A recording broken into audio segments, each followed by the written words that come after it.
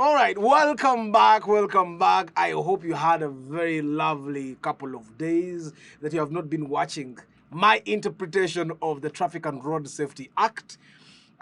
This is the one that has amendments from 2020, 2022, and 2023. Mark you, if you're watching this video in 2026, check to make sure that if there is any amendment that comes after this, or Wojimani.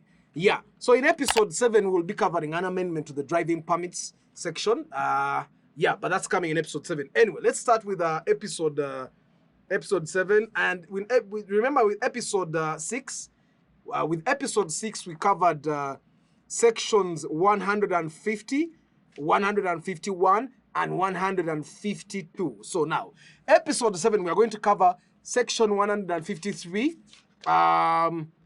episode 154, 155, 56, and 57, and yeah, 58. And then we'll stop there because then 159 is giving institutional proceedings, which I have to study a little more before I start going into them. Now, katugende ku episode 7 tujitandike straight away. Removal of abandoned vehicles.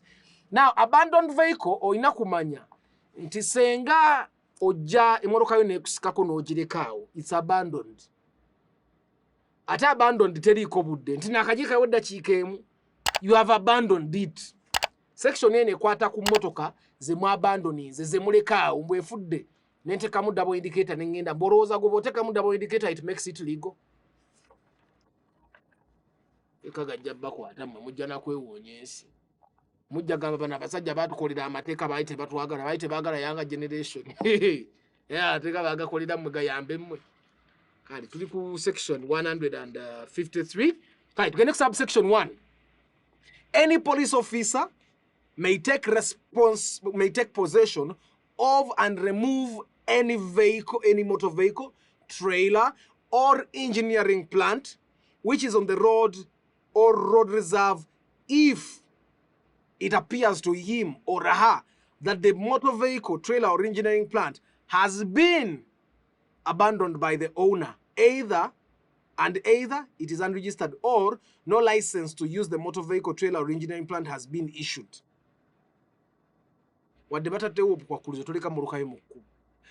it may, if it appears to the officer that that vehicle has been abandoned, he may take possession. Subsection 2.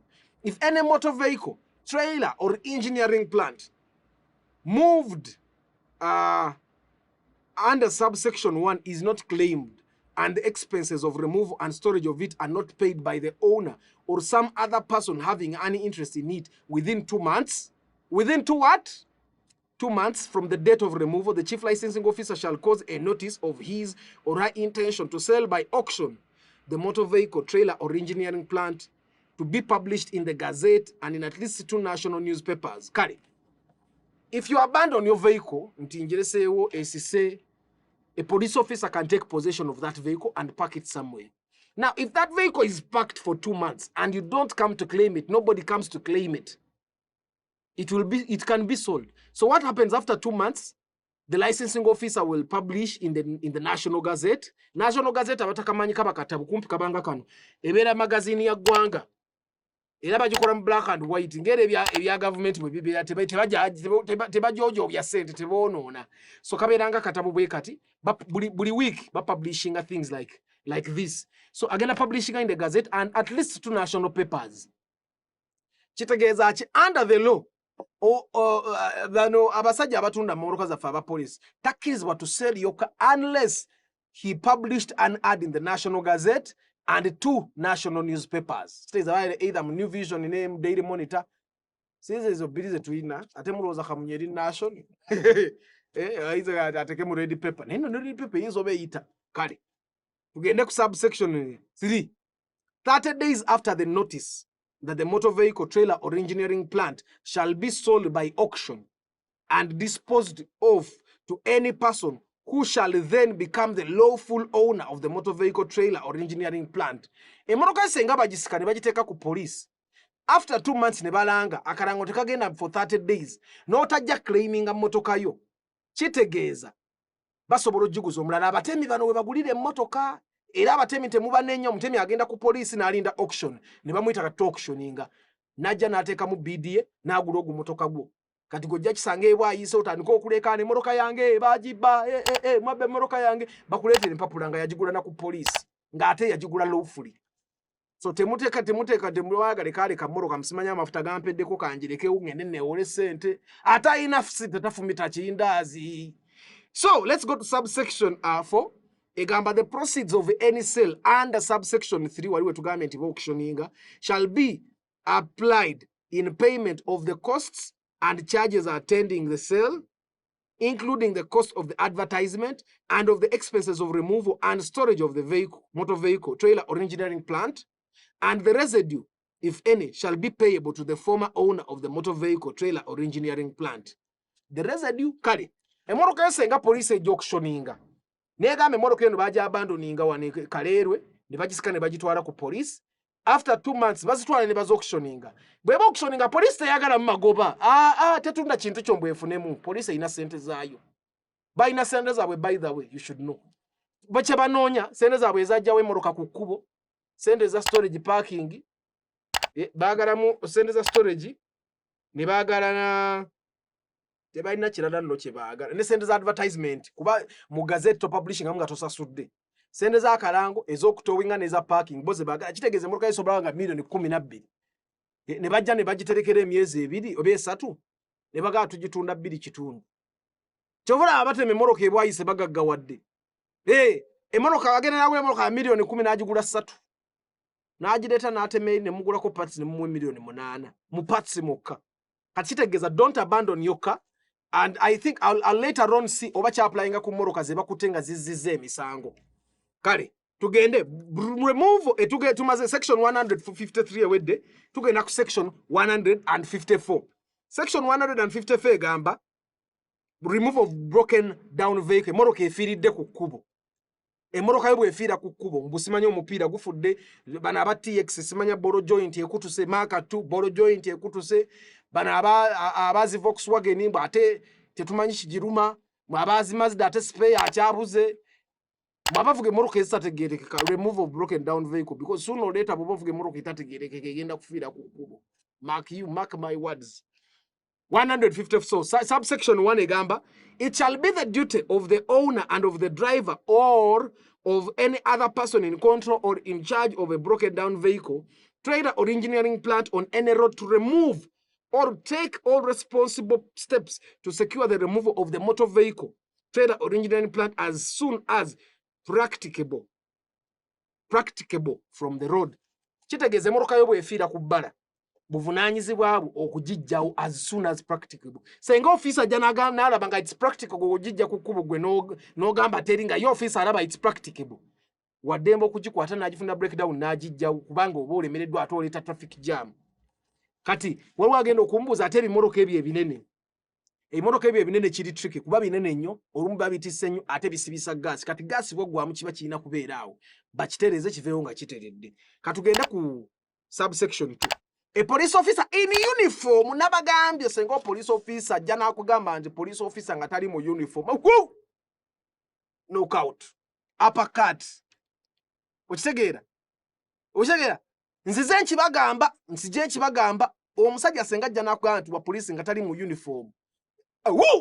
Kuba ayinza oba ayagala kubba mmotoka yayinza ayagala kubba piki yo. Temukikola nga Arthur yatugamba. Nze sina kifo mu gavumenti yaffe. Zinange nkola nekolera jange.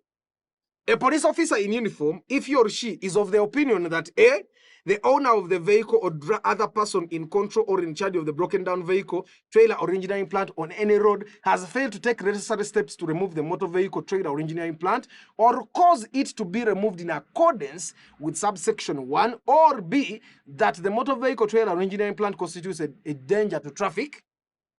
Police officer senga ajja n'agamba gwe kirabika emmoroka ekulema ebireme kujja wano.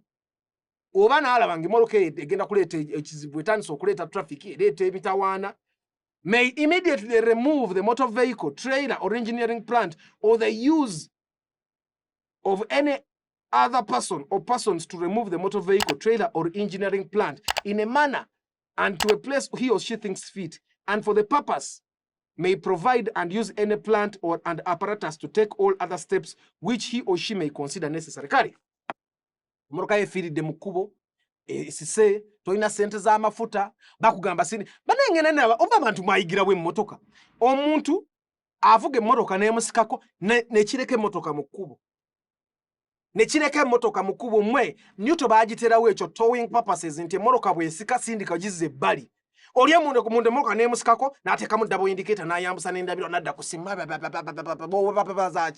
oba zaaki va mu mmotoka sindika emmotoka gizze ebbali oli omuntu ali ku bbala waliwo n'akaserengeto gizze ebbali oba mwayigirawo emmotoka bantu mmwe kati babagambye police officer in uniform waddembe okunoonya engeri gyagijjawo era ne breakdown ezo mumanyo complaininga breakdown z'abapoliisi biki bikikebeyiye bamukkiriza okozesa omuntu yenna gwasobola okukozesa okujja ne bweba breakdown yiye musango kati bo tebabeeko na byabwe wamma baafande mwe mumanyi kye mulimpa afande gwafande alaba vidiyo eno nkubire essimu oŋambe mwana wange kwata akasente genda weeyagali oba mufuuke bagamba n'ogubange nze mbasambira emipiira but anyway bagambye lino nno tteeka mwizolooza nsamba busambi emipiira lino tteeka ligambye police officer akkirizibwa senge emmoroka yo agirabanga etandise okuleeta emitawaana mu kkubo leese traffic jam akkirizibwa okukozesa embeera yonna okujja emmoroka eyo mu kkubo agitwale ye waasuubira nti wali seefu lino tteeka ye waasuubira kitegeeza officer asobola okuba ne garagi ye naga mugitwale mu garagi bane lino tteeka this is in the book Traffic and Safety Road Safety Act lino tteeka police officer asobola okuba ne garagi eyiye naga emmoroka eyo mugitwale mu garagi bagikanike n'agitwala ne bagikanika ate ne bakuba biro ate n'ogisasula because police officer says so. Tugende ku subsection 3 kano mukategedde atoyiza obutakategeera nga nze kakutegeezezza where a police officer removes any broken down motor vehicle, trailer or engineering plant or uses the services of any other person or persons to remove the motor vehicle, trailer or engineering plant in accordance with subsection 2. Makiu bagambye the police officer can remove your vehicle from that road ogitwala ewalala ng'akozesa omuntu yenna yenna amwanguyira asobola okukozesa muganda we mukyala we kasita abanga oli alina obusobozi obukola ki naye bagambye nti oyo agijjawo part A he is responsible for the security of the car. Gwe motoka ye baba gitwala ku breakdown gikuba ebifaananyi kyekiriko kino kyabaddemu jeke yabaddemu omugamba afande bino byonna mbisangamu because yasazeewo okugitwala okitegeera. B, the expenses of and incidental to the removal shall be recoverable summarily as a civil debt from the owner of the motor vehicle, trailer or engineering plant. Civil debt kitegeeza lino towoza na gavumenti owa breakdown yatutte mmoroka yo awoza naawe kitegeeza owa breakdown yatutte mmoroka yo naawe muina kutuula ne mukkaanya era kyovola bwe mugenda ku poliisi ng'emmoroka yo baagisise afande akugamba genda oteese n'owa breakdown omusasule okitegeera naye lwekuba afande yeyayise owa breakdown tajja kukuta nga tosasudde waaki wa breakdown naye it's a civil debt kitegeeza afande aba alina kukuta n'ogenda mwene mwetwala n'oli oba awulira ki akutwale mu kkooti simanya oba muntegedde it's a civil debt tebakwatira mmoroka yo ku poliisi ng'emisango giri gyonna ogimaze ate ne bagamba tetujja kukuta paka owagundi omusasudde it's a civil debt. Part C, except upon proof of failure to exercise reasonable care, neither the police officer nor any person whose services are used by him or under this section is liable to any action or demand for the recovery of any damage to the broken down motor vehicle, trailer or engineering plant or otherwise in respect to the removal of the motor vehicle. Kye nabagambye wali kuba ebifaananyi by'ebintu ebiri ku mmoroka ye ebiri mu mmoroka yo nga tebannagitwala kubanga senga omuntu atwala emmoroka yo ng'eri mu jeeke naye nga tolina proof nti yabadde mu jeeke tolina bw'omubanja jeeke simanyi oba ntegeerekese olina okugamba nti afande wali otwala emmoroka yange nakuba ekifaananyi kino nekino nga mwebiri era naye nkugamba afande emmoroka yange gikuume nga nnamu bino ebintu bisigalemu olina okubanga you can prove that ebintu ebyo afande yalemererwa bulemererwa kukola ki kubikuuma otherwise if you can't prove tosobola kubibanja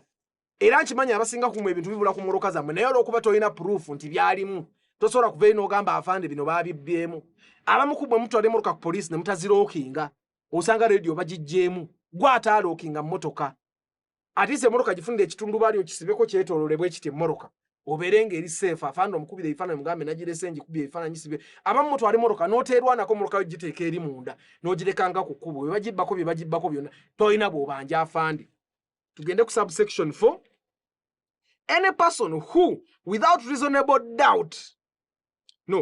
reasonable excuse acts in contravention of or fails to carry out his or her duty under subsection 1 commits an offense and is liable on conviction to a fine not exceeding 3 currency points. 3 currency points jiba mitwalo nga mukaaga.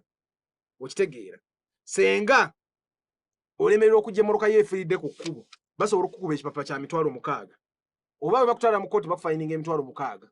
Kale bw'ogenda mu kooti sente tonaye kati ibanga lyogenda okumalaawo nga weezunga sente z'ogenda okwonoona. Tugende ku subsection 5. For the purpose of this section, section 154 remove of broken down vehicle. For the purpose of this section, broken down motor vehicle, trailer or engineering plant means any motor vehicle, pichi, bajaji, boxer, TVS, because bitya, trailer or engineering plant, nebuno obunyigettaka, whether mechanically propelled or drawn by any draught animal, which from any cause whatsoever has become incapable of movement by its motive power or by the draught or animal, as the case may be. Kati eno section ekwata nnyo ku motoka eziganya okutambula nga tikyasobola kutambula kati no n'endogoyi bagirina wano endogoyi senga yekyanga okutambula ofisa waddembe okukwata ekintu kino akiteeka ku breakdown n'endogoyi yaako n'abitwala ku police. Kale that is episode 7 for you. Kati let me go through a summary. Twatandise episode 7 nga tugamba remove of abandoned vehicle. Emmotoka yo bw'eba efiiridde ogireseewo bulesi afande n'agamba emmotoka eno teri safe si nnungi katugijjewo waddembe okugijjawo n'agitwala gy'ayagala. Bw'agitwalayo ne bagamba bagenda gitereka emyezi 2. After emyezi 2 bw'otajja giclaiminga bagenda kunanga mu National Gazette tugenda gitunda. Mu nnaku 3 bw'otarespondinga kalanke batadde mu gazette ne mu 2 national newspapers bagenda kugitunda. Ate tebajja gitunda nti emmotoka eno ya million 2 katugitunda 2. Bo bajjala parking fees sente ezazijjawo wajiyeka babale ne sente z'okulanga babaleyo n'obusente abwe baagala okulyako nga government. Bagambe obaba gitunze 3 nga ya 5 gwamanyi kitegeeza bwe basika emmotoka yo ginoonye wonna weekola ki. We ne bagamba emmotoka yo bw'efiira ku kubeera officer ayina eddembe okugisika ng'akozesa any means possible. Naye ate lino etteeka lirina ttaani ligamba senga officer asika emmotoka yo n'agitwala wonna waagitutte ebbanja lya breakdown tolisasula government kitegeeza it's civil. Senga basika emmotoka yo n'oba ng'olemereddwa kati amuba mugenza civil lawyer wannanyini breakdown n'olawyawo muba muna kati bituulamu oba ne mugenda bagiyita mediation ne mutwala mugaba bannange breakdown akubanja emitwalo 15 ngenda zisasula otya ne weeyamanja zisasula bwenti ne bwe tekiremeza mmotoka yo ku police emisango giremera byonna bw'oba ogikiriyalinze. Owa breakdown alina okukiyingira munamu abavuga breakdown mukimanye baafande babayamba buyambi bw'oyingira mu kwagala okusika amamotoka g'abantu ekyo ekintu okiyingiremu ng'okimanyi it's a civil proceeding. Tokkirizibwa kukwata mmotoka ya muntu mbw'ate afande akubanjizeeko naye takkirizibwa. That's a civil debt. Kitegeeza kiri wakati wammwe ababiri gavumenti kikikwatako. Ontegedde kyenkugambye looza ekyo nkimaze. Naye ng'omusirikale akukwata nga tali mu uniform ayagala tutwala pikiyu ayagala tutwala emmotoka twagambe tutya uppercut. See you next time.